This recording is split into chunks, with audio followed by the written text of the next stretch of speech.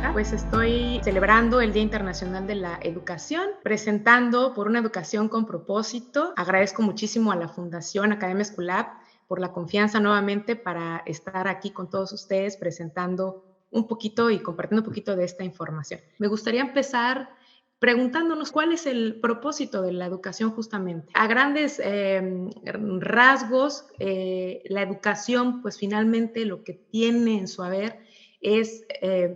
un impacto, o lo que busca generar es un impacto en la calidad de vida de las personas y sus comunidades, que tiene que ver con este enfoque social, del que también vamos a ir un poquito desmenuzando durante toda la presentación. Y algunos puntos relevantes que quiero platicarles pues acerca de esto y un poco de la fundamentación de la educación tiene que ver con el fomento de un desarrollo multidimensional que incluye no solo la parte personal, sino que también es un desarrollo sociocultural y económico. También ayuda a promover el respeto de las diferencias con la igualdad de oportunidades. Es decir, que la educación, pues sabemos, uno de sus propósitos, que sea una educación para todos, donde podamos tener acceso todos los que habitamos en este plano existencial. También otro propósito es fomentar la convivencia armónica, hacer un intercambio de conocimiento y de saberes. Y aquí me gustaría pues también enfatizar la diferencia que hay entre lo que es el saber con el conocimiento y la información como tal, puesto que no es lo mismo el conocimiento a un saber. El conocimiento en sí, pues es todo este cúmulo de información que finalmente vamos procesando y que al final tenemos como dentro de nuestra mente, se puede decir, y el saber, pues ya es un poco más allá del conocimiento, llevar a la práctica todo este conocimiento en una actividad o algún proyecto en el que nosotros veamos realizado todo este procesamiento de conocimiento del que hablamos. Y pues otro de los puntos relevantes es también la formación interdisciplinaria, que muchas veces pues se pueden confundir porque hoy actualmente pues se habla de multidisciplinaridad, interdisciplinaridad o otros términos que tienen unas diferencias muy pequeñas, pero que en realidad en la conceptualización del significado pues sí es más grande. Cuando hablamos de formación interdisciplinaria, pues finalmente estamos hablando de una formación en la que se involucra, si hablamos de un sistema educativo, pues se involucran todas las partes, desde la parte de los maestros o los alumnos, o la parte del gobierno, es decir, todos los entes que están alrededor de la educación dentro de un mismo sistema. Y esto también tiene que ser parte de lo que se busca dentro de este propósito de la educación. También es el promover la innovación en ciencias, en tecnología y en cultura, facilitar la integración finalmente de todos estos actores que justamente componen esta participación que también es multidisciplinaria, y aquí es donde viene la diferenciación, porque al ser multidisciplinaria significa que estamos intentando incluir más de una disciplina. No solamente mirar a la educación como aislada dentro de todo el contexto de una globalidad, porque finalmente la educación también compete a organismos o instituciones tanto públicas como privadas, gubernamentales, a ámbitos políticos o mucho más allá. La educación creo que es importante entenderla más bien como un todo donde engloba al mismo ente o individuo en toda su totalidad, y que finalmente pues también es parte de toda esta integración de la que vamos a ir hablando y la que también el maestro Porfirio ya en su presentación también nos hará un poquito profundizar estas diferencias del individuo o en la parte del ser como tal que compone esta parte humana. Y hablando de esta integración, a mí siempre me gusta hablarla o verla como algo multidimensional, porque justamente lo que hablamos, al hablar del tema de integrar, pues solamente se puede hacer si miramos todas las partes de un rompecabezas. Y yo siempre hablo que actualmente en todo este contexto en el que estamos hoy, pues transitando, que tiene que ver con muchos cambios, finalmente todo lo local también termina influyendo a lo global, es decir, desde nuestra comunidad personal, lo que es nuestro entorno directo, a lo que también puede ser yendo hacia también otro tipo de ambientes o culturas que tiene que ver pues, con toda esta globalidad a la que nos enfrentamos hoy en día. Con la tecnología justamente pues estamos en cualquier parte del mundo o podemos estar en cualquier parte del mundo, y eso también tiene que ver o impacta en la educación y en la forma como aprendemos, y por eso yo hago énfasis en la parte de los ambientes complejos y en que justo esta forma de ver a la educación también parte de una forma de romper paradigmas que no es más que ir rompiendo viejos patrones en la forma en la que observamos nuestra propia realidad o el mundo, y creencias que también vienen a ser parte de toda esta conciencia que vamos asumiendo del cambio, y todo esto con la finalidad pues de ir avanzando con estas necesidades que hoy en día pues nos está empezando a demandar también nuestro entorno, más allá también de lo que es nuestra responsabilidad personal. Me atrevo a decir que atreverse a cambiar viene a ser el deber ser o el must, si lo hablamos como un deber ser, para el nuevo líder que se mantiene en constante aprendizaje y que al estar constantemente aprendiendo termina por trascender con el tiempo. Y ahorita vamos a explicar un poquito también acerca de qué me refiero con este tipo de significados como paradigmas o lo que tiene que ver con la trascendencia humana en sí. Justamente cuando empezamos a entrar ya a hablar de esta multidimensionalidad que nos exige romper paradigmas, hablamos también que pues hay retos y también hay oportunidades en las cuales tenemos que empezar a estar muy alertas para ir viendo hacia la dirección en donde podemos empezar a actuar cada uno desde nuestra posición y desde nuestras posibilidades. Entonces el aprendizaje pues finalmente termina siendo un impulsor del cambio, y empezamos a ver que en estos retos pues hay varios factores que pueden ser desde factores multiculturales, por ejemplo, que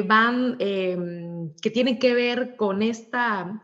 globalidad justamente a la que nos enfrentamos, y que ya no solamente podemos mirar a nuestra región, se puede decir, o nuestro ámbito o entorno inmediato como lo único existente, sino que tenemos que empezar a implementar también o a respetar o a incluir, creo que sería la palabra más correcta, estas otras formas de ser, de actuar, que justamente hacen a la cultura. Y eso es lo que hace la multiculturalidad, que podamos más que hacer un intercambio de saberes o de culturas, hacer más bien un respeto a ellas, o sea, integrar, a buscar la forma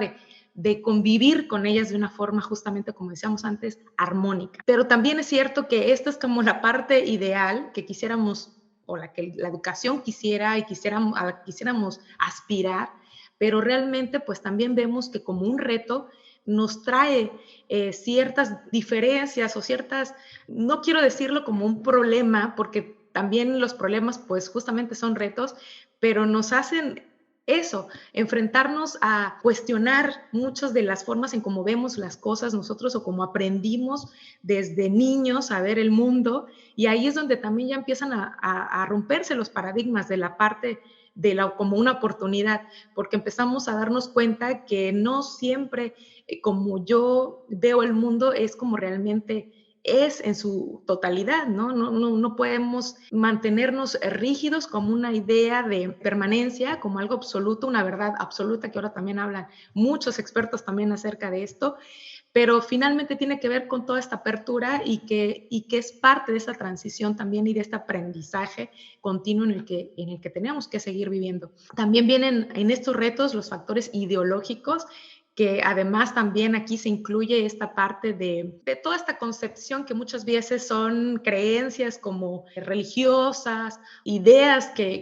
dogmas que a veces pues también justamente según nuestra cultura pues vamos asimilando y vamos repitiendo también, ¿no? Depende de dónde hayamos nacido, tendremos una concepción acerca de qué es lo bueno o lo malo o lo correcto o no. Y ahí es donde tenemos que empezar a ir abriendo nuestra mente para también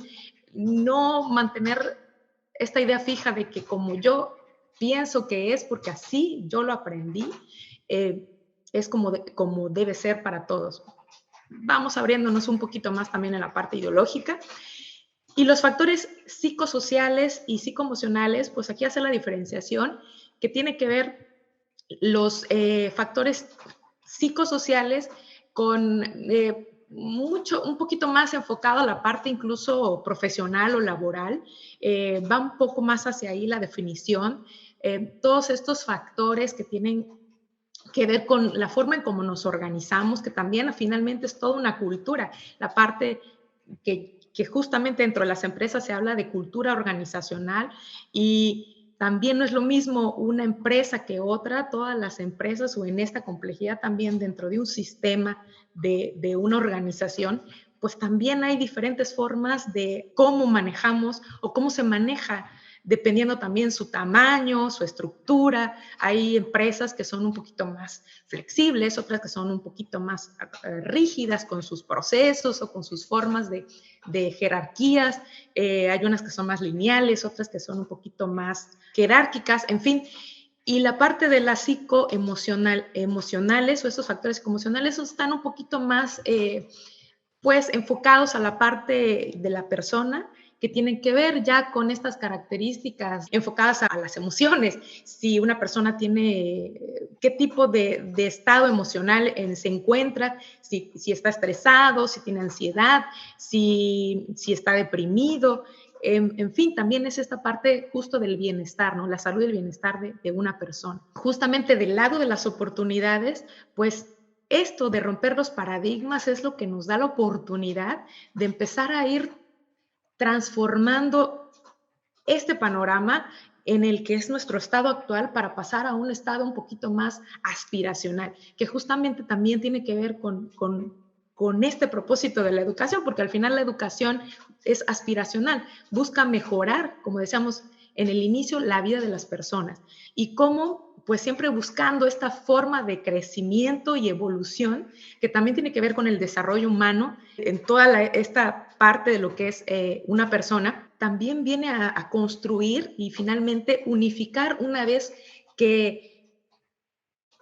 uno como individuo se da la oportunidad de enfrentarse a esta apertura y a mirar las cosas con un poquito más hacia esta parte constructiva de la que pues queremos hablar. Y hablando de esta parte de construcción, pues quisiera también tomar unos minutos de la presentación para ir un poco acerca de esta evolución que dentro de la educación, pues ha habido en el aprendizaje, porque no podemos hablar de educación si no hablamos de aprendizaje o enseñanza-aprendizaje, proceso de enseñanza-aprendizaje, que va muy de la mano con todo lo que, o más bien es el núcleo esencial de lo que es la educación. Y pues algunas principales teorías y exponentes como para ir entendiendo acerca de ir aterrizando nuestras propuestas, pues tendríamos que entender cómo es que dentro de la educación ha habido también históricamente avances en la concepción de entender a qué se refiere el aprendizaje, cómo aprendemos como seres humanos y cómo es que el ser humano va asimilando este tipo de interpretaciones o percepciones o incluso esta interiorización del aprendizaje de adentro hacia afuera. Y la primer teoría con la que se inicia, digamos, el aprendizaje, pues empieza con el conductismo, y en el conductismo ya, digamos que se hablaba o estaba muy basado el conductismo en la parte de esto del premio, recompensa, este tipo de educación o aprendizaje en el que pues usualmente había una forma de ver al alumno o al individuo como un ente separado de la cognición o de la mente, y entonces solamente que se tenía que dirigir a través de reforzamientos, más como un entrenamiento, como ahora en la vida moderna vemos reflejado, por ejemplo, en cómo se entrena a un animal, por ejemplo. Así a ese nivel estaba el conductismo en los años 20, 30, y uno de sus exponentes fue Skinner y también Pavlov, que incluso vieron experimentos en los que ellos pues hacían mucho este énfasis en el reforzar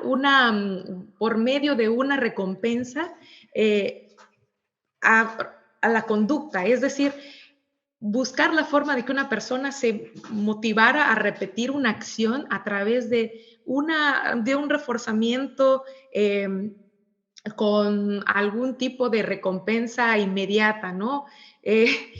Y lo interesante es que todavía actualmente incluso hay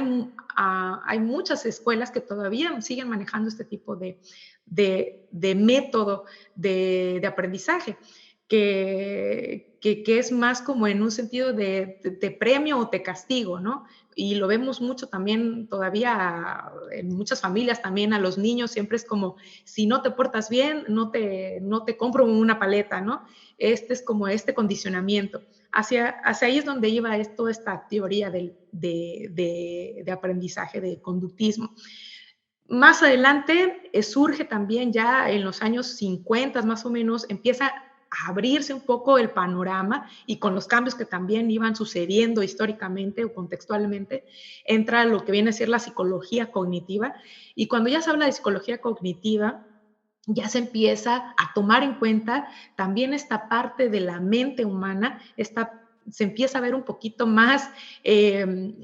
ligada a la conducta, es decir, ya no solamente era como la parte de te voy a reforzar una conducta, sino que empiezan a querer ver al ser humano o a la mente humana como un proceso de aprender como si fuera una máquina. Y viene mucho también la asociación, porque justamente en los mismos años 50 es cuando empieza también a abrirse la tecnología y empieza a haber toda esta explosión en cuanto a las máquinas, ¿no? A las computadoras. Por eso es que también no es de extrañar que todos estos teóricos pues también se empiecen a interesar en ver al ser humano como si fuera una máquina, en pocas palabras, ¿no? Decir, nosotros más o menos aprendemos como una máquina, procesamos el conocimiento y después lo llevamos al mundo. Algunos de sus exponentes más relevantes aquí, pues es Piaget, por ejemplo, que hasta la fecha también hay una corriente, la que todavía muchas escuelas pues también están basadas en este tipo de métodos de Piaget. Después, más adelante, pues ya empieza a ver, surge el constructivismo. Dentro del constructivismo, pues ya se empieza a ver luces acerca de lo que es el componente social, y en este componente social ya empieza a abrirse también el panorama a no solamente ver como el aprendizaje o la educación como 100% para el desarrollo del individuo, sino que también el individuo tiene que entra a ser parte de todo un contexto. Y justo el constructivismo cuando empiezan a surgir otras teorías como el aprendizaje social o el constructivismo social, incluyen la parte del contexto, a la dinámica que también existe entre la conducta, la mente o la cognición, a cómo es que también el contexto empieza a influir. O sea, ya hay como un poquito más de noción acerca de esta integración de la que estamos intentando abordar en el tema. También empieza a surgir lo que es más adelante el aprendizaje experiencial, que aquí, por ejemplo, se empieza ya a hablar incluso el tema de la facilitación para todos los que nos hemos formado en entrenamiento, coaching o facilitación de la educación, o como docentes o psicólogos en todo este ámbito, pues entendemos cómo es que la facilitación vino a romper mucho también de las prácticas educativas, porque ya no se habla solo como el alumno, como o la persona que aprende como una persona o una entidad aislada del mismo conocimiento o el mismo saber que le transfiere la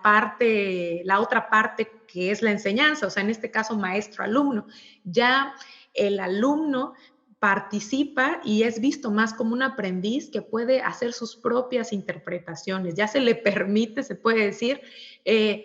opinar e interpretar y en base también a su propia reflexión o a su propio entendimiento. Empieza a haber esta apertura, porque antes eran vistos de los otros tipos de métodos que se utilizaban, pues el alumno estaba como más inmóvil, no era más como que, era más una obligación el aprendizaje, más que un intercambio de estos saberes o conocimientos justamente de los que se enriquece el ser humano cuando entra en este proceso. Entonces, aquí ya empieza a haber un poquito más de noción, ya en los años 80, y luego justamente en esos años, de los 80s, 90s, entra Carl Rogers con su teoría de las inteligencias múltiples, que hasta la fecha pues tiene muchísima vigencia, pero también siempre hay detractores, siempre van a haber quienes hagan ciertas críticas también a una teoría, a una nueva metodología o a cualquier iniciativa que pues finalmente siempre está abierta a la crítica, a los ojos también de los demás. Y en esto de las inteligencias múltiples, lo relevante es que también ya no se ve en esta multidimensión del ser humano o de la inteligencia del ser humano, ya no solamente se ve o se habla de una sola capacidad, porque pues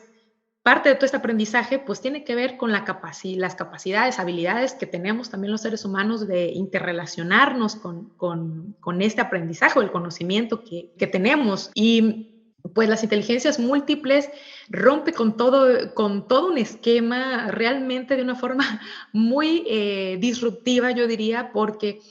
cuando, al menos en la parte pedagógica, porque todavía hay muchas otras disciplinas que se puede decir que no la terminan de aprobar, finalmente para la parte pedagógica sí vino a ser disruptivo, porque al menos abrió la visión para decir, podemos intentar abordar al alumno desde diferentes ámbitos de su desarrollo, no necesariamente solo el intelectual o una sola fase de su inteligencia, como puede ser el espacial. Por ejemplo, hay alumnos que son muy visuales, que tienen mucha más facilidad con su parte corporal y tienden a siempre irse más como a esta forma de interactuar con su cuerpo, construyendo, armando siempre algo hacia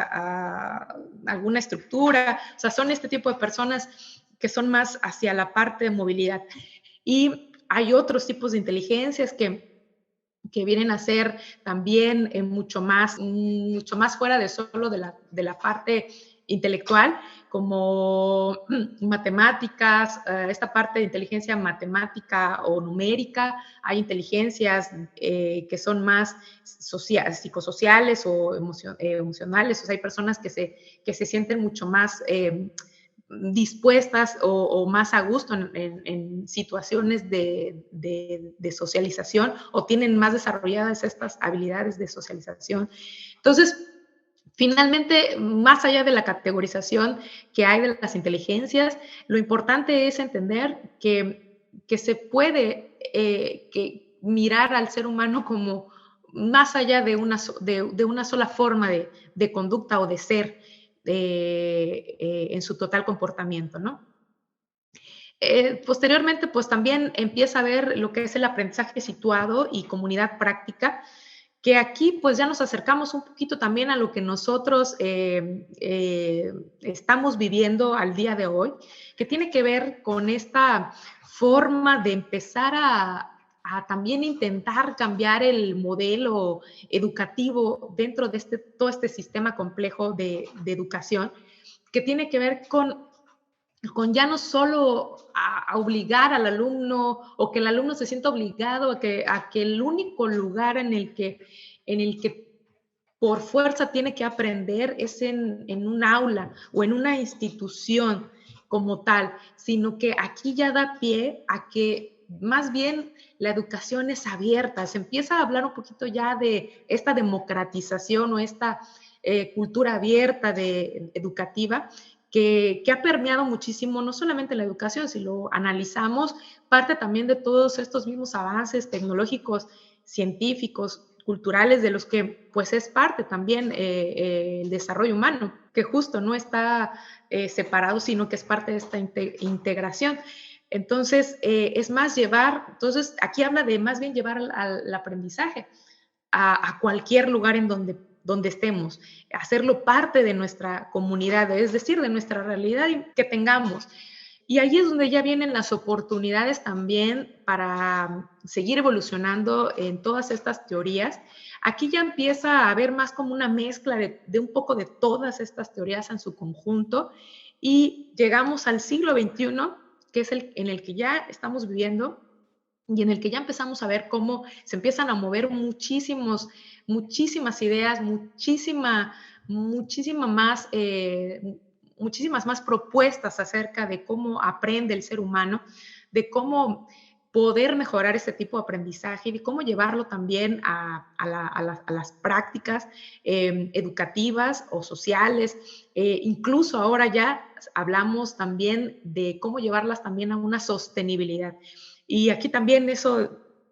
en esa parte, supongo que el maestro Porfirio también hará algunas intervenciones acerca de la sostenibilidad, que es parte de muchos de los objetivos para desarrollarnos también como personas y que participamos activamente socialmente. Y bueno, ahí justamente damos pie en el siglo XXI, para entender entonces en dónde es que estamos ahora contextualmente situados y hacia dónde es que empezamos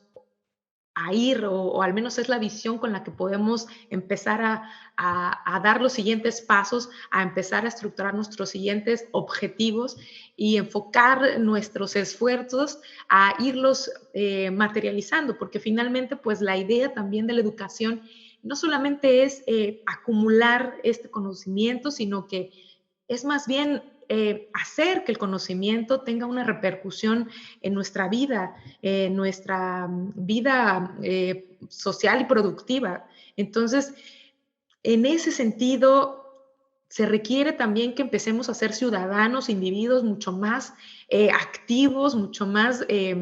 conscientes justamente, a ser más líderes,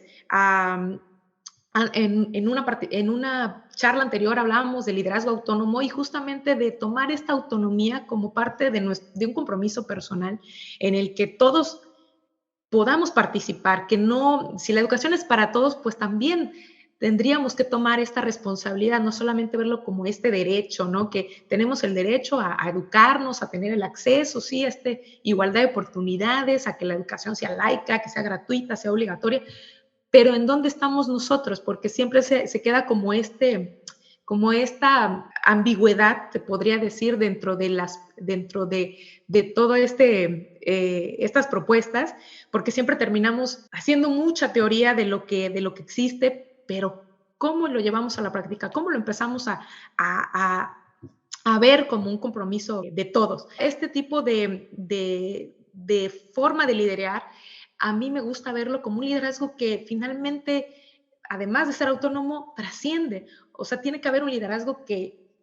vaya más allá de sí mismo. Y dentro de este liderazgo, pues quise enumerar algunas características que parten de cómo el individuo se hace consciente de su propio potencial como ser humano, que justo tiene que ver con este conocimiento y con autoconocimiento y trascendencia. Vamos a explicar más adelantito a qué me refiero con estos dos conceptos. Pero también tenemos que entender que el individuo no solamente parte de ser autoconsciente y tener claro cuáles son las problemáticas o el contexto en el que estamos transitando, sino que también se tiene que preparar para poder realmente ser propositivo. Y al prepararse, pues una de las características relevantes es el ir también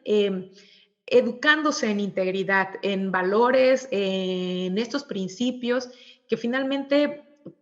son parte también de este mismo desarrollo del ser humano. Son necesarios para poder también trabajar de una forma organizada y de una forma armónica que justamente tiene que ver con esta aspiración, porque no podemos hablar de armonía o de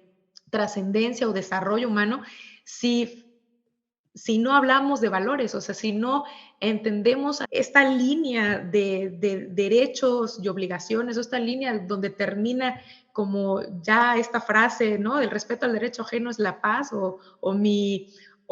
dónde termina o empieza esta línea del respeto, ¿no? Siempre de no transgredir al otro. Ahí es donde tenemos que empezar a poner mucho énfasis porque hoy día también hay hay como muchísimo caos también alrededor de todos estos cambios, siempre los van a ver. Siempre cuando hay cambios, finalmente, pues siempre hay confusión, siempre hay una revoltura de ideas, de información que terminan siendo, pues muchas veces desequilibradas, por decirlo de alguna manera, porque tienden siempre a irse como a los extremos. Y ahí es donde tenemos que empezar a aterrizar un poquito a repensar nuevamente también cuáles son estos valores y estos principios con los que nos movemos los seres humanos en coherencia también con nuestras acciones, porque de nada sirve tener muy claro nuestros valores, decir, pues yo soy honesto, soy solidario, soy compartido, y en la práctica darnos cuenta que cuando me afecta a mí, ya las cosas cambian, ¿no? O sea, como que no tendemos a ser muy coherentes y congruentes también muchas veces con los mismos valores que decimos tener. Entonces, prestar un poquito más atención también a eso y siempre con la apertura de aprender, porque finalmente también los valores se pueden aprender o reaprender, ¿no? Y después vienen pues este tipo de autonomía, que por autonomía tenemos que entender que tiene este significado, ya incluye una parte de criterio, la toma de criterio propio, es decir, forma de tomar decisiones en las que ya no solamente me dejo llevar por lo que dicen todos los demás, sino que también yo tengo la capacidad de discernir, de procesar, observando, cuestionando, poniendo en duda el mismo conocimiento o la misma información que se transfiere en mi mente y decir si vale la pena ir como que excluyendo la información poco relevante y enfocando lo que sí de verdad nos aporta y nos da justamente pues ese valor que estamos intentando conseguir para poder ser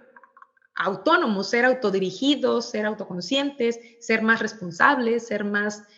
productivos y mucho más colaborativos, que prácticamente todo está al final del día correlacionado. No puede convivir uno sin el otro. O sea, al final ahí es donde parten también estas fuerzas de equilibrio en las que no podemos hablar de bien y mal, bueno o malo, o no podemos ser tan cuadrados siempre como pensar que las cosas solo son de una manera, ¿no? O sea, tenemos que aprender también a buscar un poquito más de flexibilidad mental, para empezar a decir, bueno, tal vez esto se puede hacer de una forma diferente. Y aquí pues es donde también entramos con la toma de decisiones, esta toma de decisiones asertivas, que también va de la mano con esta autonomía. Finalmente, tomar decisiones asertivas pues es tener este criterio propio, esta autoconfianza, poder defender nuestras ideas sin espera de tampoco de una confirmación de los demás. Es decir, yo puedo tener la convicción o la firmeza de decir, voy a actuar de esta forma porque sé que va en base a mis valores y porque actúo en congruencia con ellos. Entonces, ahí es donde entra también este criterio propio para poder ser un poquito más asertivos, y es importante diferenciar que la asertividad justamente siempre queda en medio de la agresividad y la sumisión. Es muy importante entonces intentar trabajar mucho en esta forma de ser, de comunicarse, porque a veces no nos damos cuenta y terminamos otra vez yéndonos a los extremos, o nos comunicamos de forma agresiva para defender nuestras ideas, o sea, algo no nos gusta, nos enojamos, peleamos, discutimos, en lugar de simplemente ser firmes y decir, esto es lo que pienso, esta es mi forma de ver las cosas, y lo defiendo, aún esté o no esté equivocado, pero ojo, también ahí es importante que también tendremos que asumir las consecuencias de esa firmeza y esa forma en la que nosotros estamos poniendo esta afirmación que hacemos. Y pues del otro lado, la sumisión, pues es justamente el otro extremo. Hay personas que de repente, cuando no estamos en este equilibrio, pues terminamos también, o si no defendiendo las ideas con agresividad, pues también siempre dejando que sean los otros los que decían por mí y yo nunca actuando, ¿no? Siempre dejando que de forma pues como muy pasiva, que decida el otro, que el otro diga, yo me quedo siempre atrás, yo no opino, soy indiferente a todo mi entorno, y eso pues también tiende a ser muy perjudicial para la persona y para los demás que la rodean, porque finalmente una persona pasiva, pues tal vez no se meta en problemas, digo, no pasa nada, siempre dicen, pues no pasa nada, pero el problema de que no pase nada es que siempre vas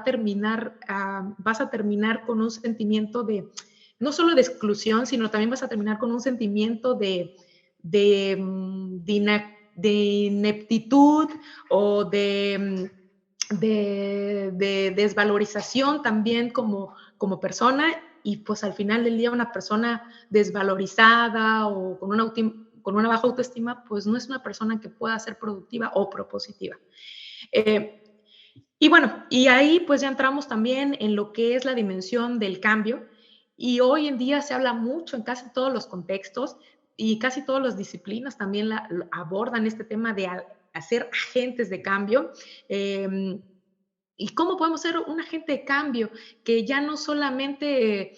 busque este beneficio propio, que sí es importante, y es importante enfatizar también que no puede haber desarrollo, no puede haber progreso, no puede haber evolución, viéndolo desde la parte individual hacia la parte social, si no tampoco buscas un beneficio para ti? O sea, tú no puedes estar fuera del rompecabezas, tú también tienes que ser parte del rompecabezas, pero tampoco puedes caer en el egocentrismo, ¿no? No puedes caer tampoco en esta forma de decir,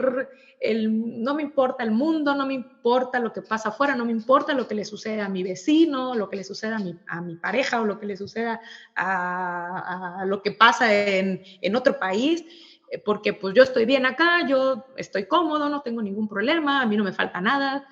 aparentemente puedo yo pensar que entonces me aíslo del mundo y me sumerjo como en una burbuja en la que pareciera que solamente existe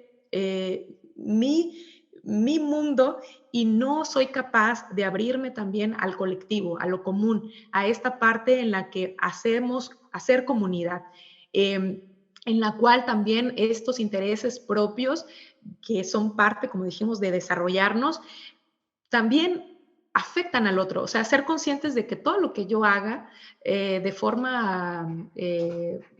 buena o mala, siempre va a tener un impacto en los demás y un impacto ahora incluso ya no solamente hacia los demás, que son los otros ciudadanos, sino que también estamos hablando de nuestro entorno también como ambiente natural. O sea, ya entra también en esta parte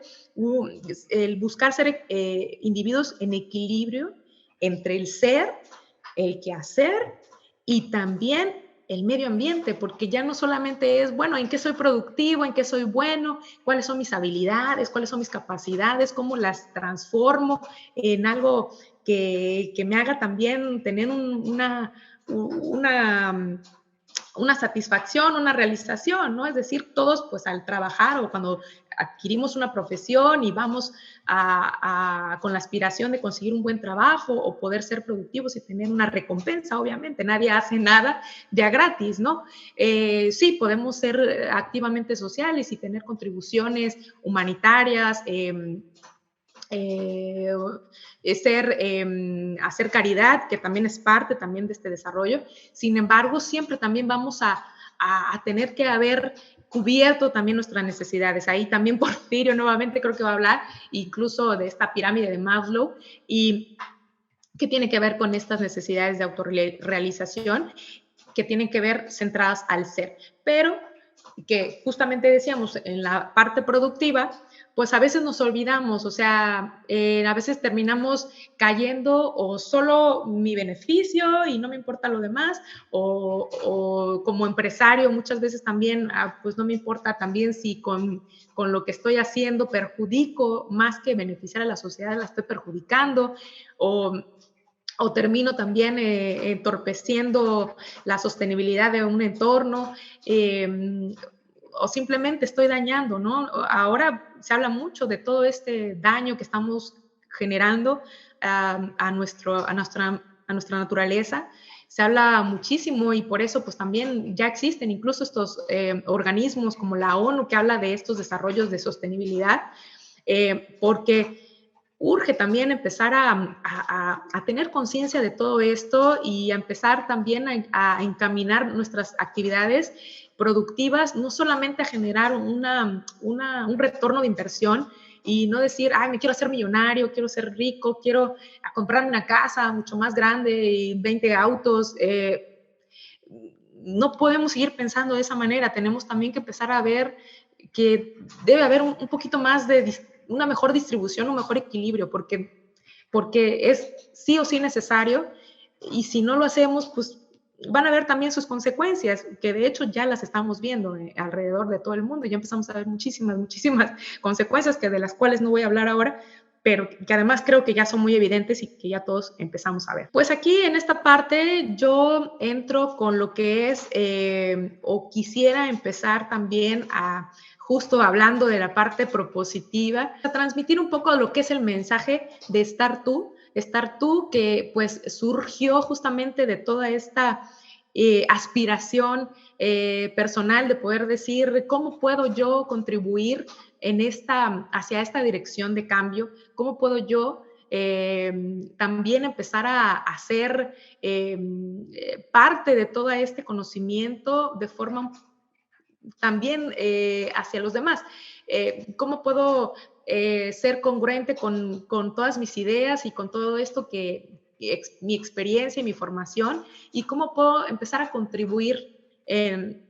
al mundo a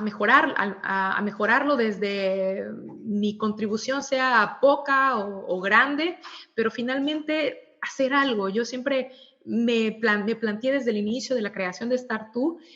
hacer algo, no quedarme justamente indiferente. Al principio, cuando estaba yo creando la parte conceptual, me recuerdo que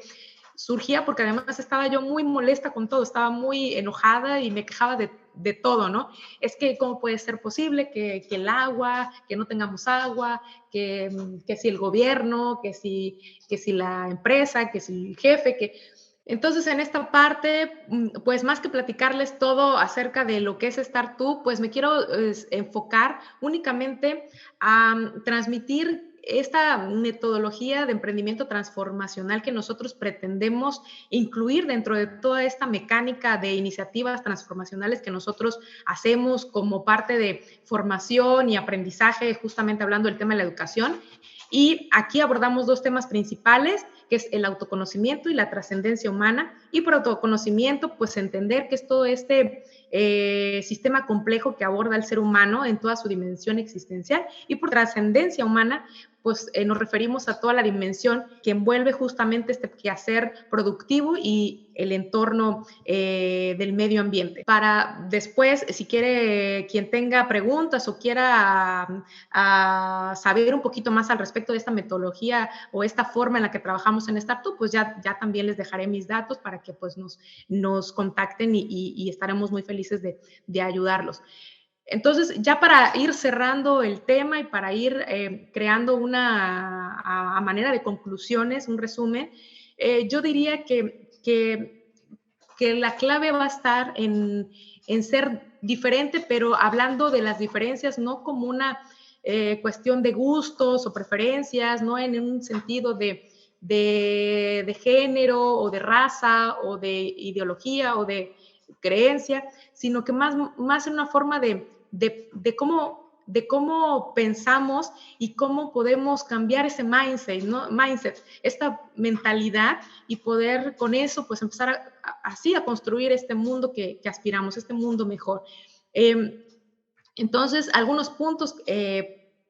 en resumen sería aprendiendo a emprender, haciendo de nuestra labor que hagamos, de nuestro conocimiento, de nuestro saber, siempre llevarlo a la práctica. Ese sería en sí.